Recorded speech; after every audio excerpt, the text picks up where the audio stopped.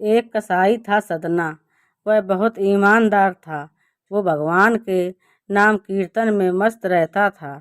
यहाँ तक कि मांस को काटते बेचते हुए भी वह भगवान नाम गुनगुनाता रहता था। एक दिन वह अपनी ही धुन में कहीं जा रहा था कि उसके पैर से कोई पत्थर टकराया। वह रुक गया। उसने देखा एक काले रंग के गोल पत्थर से उसका पैर टकरा गया है। उसने वह पत्थर उठा लिया, वह जेब में रख लिया, यह सोचकर कि यह मांस तोड़ने के काम आएगा। वापस आकर उसने वह पत्थर मांस के वजन को तोलने के काम में लगाया। कुछ ही दिनों में उसने समझ लिया कि यह पत्थर कोई साधारण नहीं है। जितना वजन इसको तोलना होता, पत्थर उतने वजन का ही हो जाता है। धीरे धीरे यह बात फैलने लगी कि सदना कसाई के पास वजन करने वाला पत्थर है।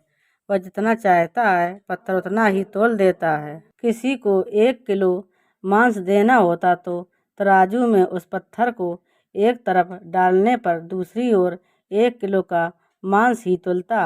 अगर किसी को 2 किलो चाहिए हो तो वह पत्थर 2 किलो के भार जितना भारी हो जाता। इस चमत्कार के कारण उसके यहाँ लोगों की भीड़ जुटने लगी। भीड़ जुटने के साथ ही सदना की दुकान की बिक्री बढ़ गई। बात एक शुद्ध ब्राह्मण तक भी पहुंची। हालांकि यह ऐसी अशुद्ध जगह पर नहीं जाना चाहते थे जहां मांस कटता हो व बिकता हो, किंतु चमत्कारिक पत्थर को देखने की उत्सुकता उसे सदना की दुकान तक खींच लाई। दूर से खड़ा वह सदना कसाई को मीट तोलते देखने लगा। उसने देखा कि कैसे वह पत्थर हर प्रकार के वजन को बराबर तोल रहा था। ध्यान से देखने पर उसके शरीर के रोए खड़े हो गए।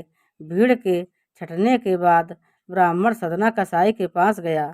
ब्राह्मण को अपनी दुकान में आया देखकर सदना कसाई प्रसन्न भी हुआ और आश्चर्यचकित भी। बड़ी नम्रता से सदना ने ब्राह्मण को बैठने के लिए स्थान दिया और पूछा कि वह उनकी क्या सेवा कर सकता है। ब्राह्मण बोला, तुम्हारे इस चमत्कारिक पत्थर को देखने के लिए ही मैं तुम्हारी दुकान पर आया हूँ, या यूं कहें कि ये चमत्कारी पत्थर ही मुझे खींचकर तुम्हारी दुकान पर ले आया है।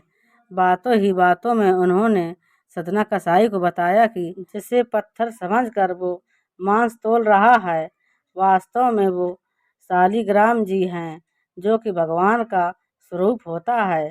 शालिग्राम जी को इस तरह गले कटे मांस के बीच में रखना व उनसे मांस तोड़ना बहुत बड़ा पाप है। सदना बड़ी ही सरल प्रकृति का भक्त था। ब्राह्मण की बात सुनकर उसे लगा कि अनजाने में मैं तो बहुत पाप कर रहा हूँ। अनुनय विनय करके सदना ने वह शालिग्राम उन ब्राह्मण को दे दिया और कहा कि आप तो ब्राह्मण हैं, अतः आप ही इनकी सेवा परिचर्या करके इन्हें प्रसन्न करें। मेरे योग्य कुछ सेवा हो तो मुझे अवश्य बताएं। ब्राह्मण उस शालिग्राम शिला को बहुत सम्मान से घर ले आए।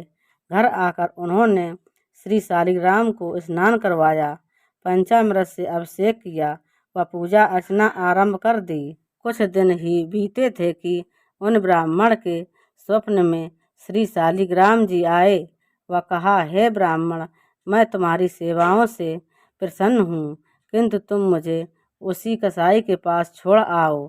स्वप्न में ही ब्राह्मण ने कारण पूछा तो उत्तर मिला कि तुम मेरी अर्चना पूजा करते हो, मुझे अच्छा लगता है, परंतु जो भक्त मेरे नाम का गुणगान कीर्तन करते रहते हैं, उनको मैं अपने आप को भी बेच देता हूँ।